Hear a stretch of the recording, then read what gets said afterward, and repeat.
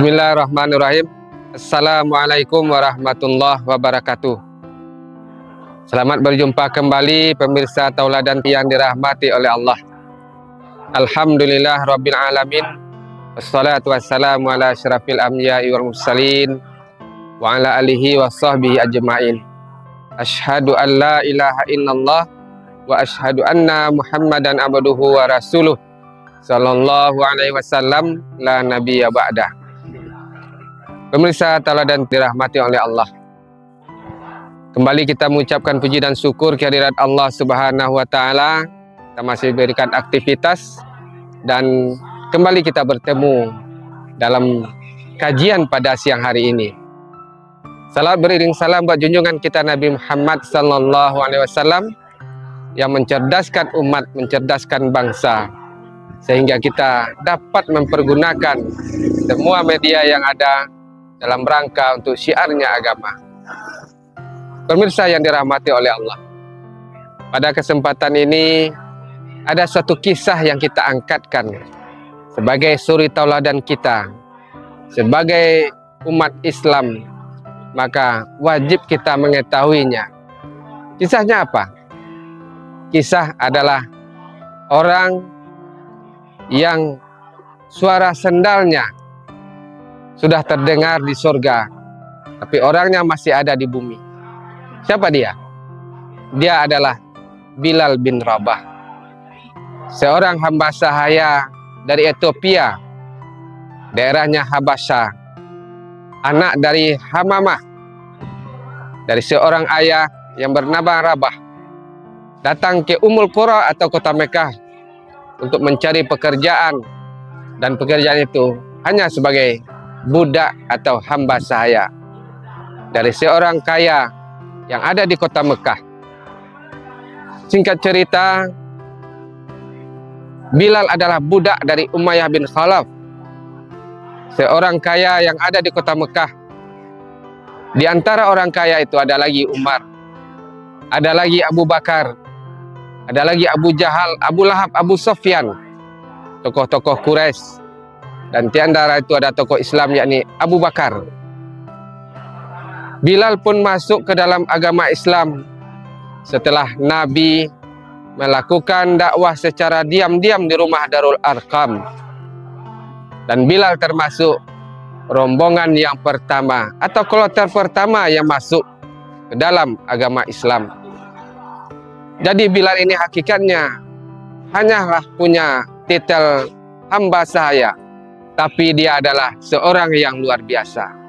Sayyidina Bilal, rombongan pertama yang masuk Islam bersama dengan Khadijah, dengan Abu Bakar dan Ali bin Abi Thalib. Berani dia masuk Islam, berani dia menantang tuannya Umayyah bin Khalaf, sehingga dia disiksa dengan siksaan yang berkali-kali, mulai dari dicambuk, diseret, dipukuli, sampai dihimpit dengan batu yang panas. Tapi Bilal tetap berkata, Ahad, Ahad, Ahad. Akhirnya Abu Bakar menebus Bilal kepada Umayyah seharga 10 uqiyah, dan ada sejarah yang mengatakan 5 uqiyah. 1 uqiyah seharga dengan 32 juta rupiah. Coba hitung dengan 10 uqiyah, 320 juta ditebus oleh Abu Bakar. Maka merdekalah Bilal. Para pemirsa yang dirahmati oleh Allah, di saat Rasulullah sallallahu alaihi wasallam menerima perintah untuk sholat, waktu itu belum ada azan, yang ada hanya panggilan as-shalah, as-shalah. Kapan Bilal menjadi azan? Kapan azan pertama berkumandang? Azan berkumandang setelah Bilal bersama Rasulullah hijrah ke kota Madinah. Pada tahun kedua Hijriah, salah seorang sahabat bermimpi, Abdullah bin Aziz bermimpi didatangi oleh seseorang, dan orang tersebut menyampaikan bagaimana susunan azan yang harus dikumandangkan di saat akan sholat. Abdullah bin Aziz menghadap Rasulullah. Dia menyampaikan Rasulullah, saya bermimpi dikumandangkan azan Rasulullah. Maka dipanggillah Bilal. Bilal ke sini, dengarkan azan ini. Dan didengarkan kepada Bilal, dan Bilal diperintahkan untuk mengumandangkan azan di Masjid Nabawi. Dan itulah pertama kali azan dikumandangkan di kota Madinah oleh Bilal bin Rabah. Pemirsa yang dirahmati oleh Allah, Bilal adalah seorang yang sangat dicintai oleh Rasulullah. Sehingga Bilal umpama dengan Rasulullah ibarat Rasul dengan bayangan. Kemana Rasul pergi, di sana ada Bilal. Di saat azan subuh, azan asar, azan maghrib dikumandangkan, Bilal selalu dipanggil oleh Rasulullah. Diperintahkan untuk azan dan Rasul menunggu sampai Bilal selesai dan mereka beriringan masuk Masjid Nabawi untuk melaksanakan ibadah salat. Begitu dekatnya Bilal bin Rabah dengan Rasulullah. Luar biasa. Dan di saat Rasulullah meninggal, di sanalah Bilal melakukan azan yang disampaikan di hadapan mayat Rasulullah.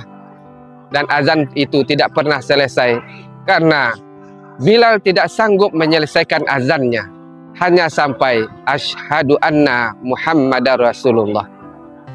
Setelah Rasulullah dimakamkan, hanya 3 hari Bilal sanggup melaksanakan azan. Dan selanjutnya Bilal meminta izin kepada Abu Bakar untuk pindah ke Damaskus, jauh dari kota Mekah, 1400 kilo ke Syam. Maka pergi Bilal ke Syam, tepatnya di Damaskus, dan bertahun di sana. Dan pada suatu waktu Bilal bermimpi didatangi oleh Rasulullah. Rasulullah datang dalam mimpi dan berkata kepada Bilal, "Hai Bilal, sungguh engkau tidak kangen dengan aku. Sungguh engkau hati tertutup untuk aku ya Bilal. Jauh engkau denganku," kata Rasulullah. Tersentak Bilal, menangis Bilal. Saking keras tangisnya membangunkan seluruh keluarganya. Dan akhirnya Bilal kembali ke Madinah untuk mengunjungi Rasulullah. Di saat mengunjungi Rasulullah itulah Hasan dan Husain meminta kepada muazin kakeknya untuk melakukan azan. Padahal Abu Bakar sudah meminta, tapi dia tidak sanggup. Tapi di saat Hasan dan Husain meminta kakeknya ini azan, muazin kakeknya untuk azan, tidak ada kata tidak. Karena Husain dan Hasan memiliki wajah yang mirip dengan Rasulullah. Hasan mirip kakinya dengan Rasulullah. Akhirnya Bilal pun azan di Masjid Nabawi. Dan akhir kata, azan itu pun tidak pernah selesai karena hanya sampai asyhadu anna Muhammadar Rasulullah. Apa yang dapat kita petik di sini? Jabatan, pangkat, kekayaan, harta bukanlah sebagai patokan, tapi yang jadi patokan adalah keimanan seseorang, keteguhan hati seorang dalam melaksanakan ibadah kepada Allah. Kemudian bagaimana dekatnya dengan Allah, bagaimana dekatnya dengan Rasulullah, bagaimana menjadikan agama sebagai suatu kewajiban. Kehidupan dunia hanyalah pengisi kehidupan di antara solat dan solat. Dan solat adalah inti dari kehidupan kita. Mudah-mudahan pemirsa dapat memahami dan mengambil hikmah dari kisah seorang Bilal yang kita sekarang menyebutnya Garin, orang yang tinggal di masjid yang mengundangkan azan dan bahkan kadang menjadi imam. Bilal adalah seorang yang luar biasa, bukan orang yang biasa, tapi Bilal adalah orang yang sangat dekat dengan Rasulullah dan sudah pasti Bilal sudah berada di sorga. Demikian pemirsa disampaikan pada hari ini, semoga dapat bermanfaat bagi kita. Banyak maaf, wabillahi taufik wal hidayah. Assalamualaikum warahmatullahi wabarakatuh.